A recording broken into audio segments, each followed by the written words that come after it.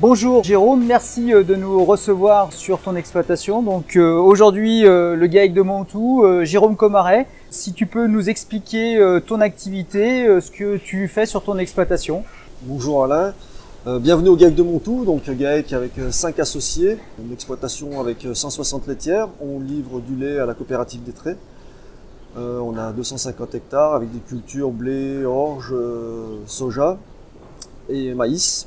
Essentiellement en autoconsommation pour le troupeau. On livre notre lait à la coopérative des Traits, qui est transformé donc en fromage blanc, crème et beurre, en AOP, donc distribué sur la région Rhône-Alpes et maintenant de plus en plus dans le nord, dans le bassin, vers le bassin parisien. Alors merci pour tes précisions. Alors on parle souvent dans le monde actuel du bien-être animal. Comment est-ce que vous avez intégré bien que tes animaux soient bien au quotidien et produisent le meilleur lait possible pour ses clients? Donc le cahier des charges de l'AOP nous oblige à faire pâturer, donc les vaches nous pâturent à peu près 6 mois dans l'année. Ensuite le reste du temps, quand elles sont à l'intérieur, par rapport au bien-être, donc vous le voyez, on a installé des brosses. On a 3 brosses de la stabulation. On a installé en 2008, on a installé la ventilation. Il y a 3 ans, on a installé la brumisation également pour atténuer les fortes chaleurs. Et là, on est en train d'étudier un nouveau système. On va essayer de blanchir la toiture du bâtiment pour descendre de quelques degrés la température à l'intérieur lors des fortes chaleurs. L'autre sujet emblématique qui va également préoccuper l'agriculture de demain, c'est le sujet de la transition écologique. Est-ce que vous, sur le GAEC de Montou, est-ce que toi, Jérôme, tu prends part à cette transition écologique et comment? Donc la transition écologique, nous, ça fait déjà quelques années vis-à-vis déjà des cultures. On essaye de labourer un minimum. On travaille le sol à minima. On fait un petit peu de semi-direct. On essaye d'intégrer au maximum des rotations le plus longues possible, justement pour limiter tout ce qui est désherbage chimique. On a intégré beaucoup de couverts pour augmenter donc nos taux de matière organique dans les sols.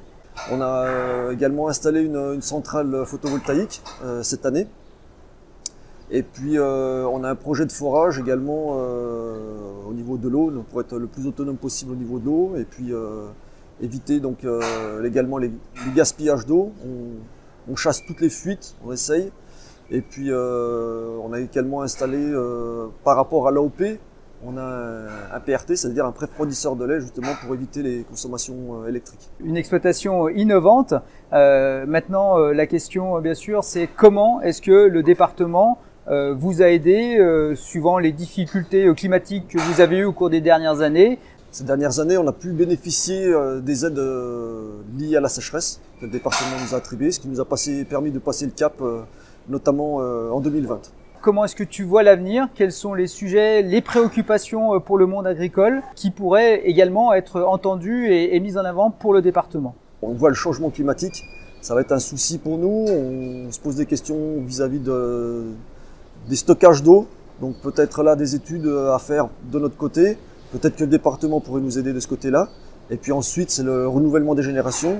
Une grosse phase à passer dans les 4-5 prochaines années où on a beaucoup d'exploitants qui vont arriver en retraite. Et là, il va falloir trouver des jeunes. Et si éventuellement le département pouvait nous aider de ce côté-là pour essayer de mettre en relation en fait les jeunes avec les exploitants cédants et les exploitants qui cherchent à s'agrandir également, quoi.